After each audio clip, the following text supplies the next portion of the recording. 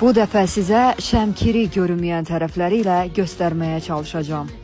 Bu yerlər kənardan baxarkən mənə Maral Gölü və yaxud da Göy Gölün hər hansı bir hissəsini xatırlatsa da, bura Şəmkirdir və Şəmkirlilər bu yeri çox yaxşı tanıyırlar. Bəh, siz bir açılan mənzərəyə baxın, sonra da mənə deyirlər ki, niyə Şəmkirdən bu qədər çox paylaşım eləyirsən? Sizcə belə gözəl yerləri heç sevməmək olar?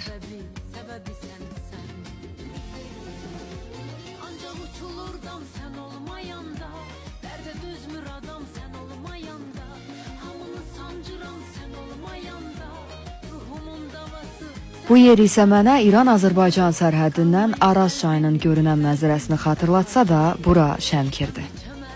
Buradan keçəndə isə Şuşa-Xankəndi yolundan Xankəndinin açılan panoraması yadıma düşür. Amma bura Şəmkirdir.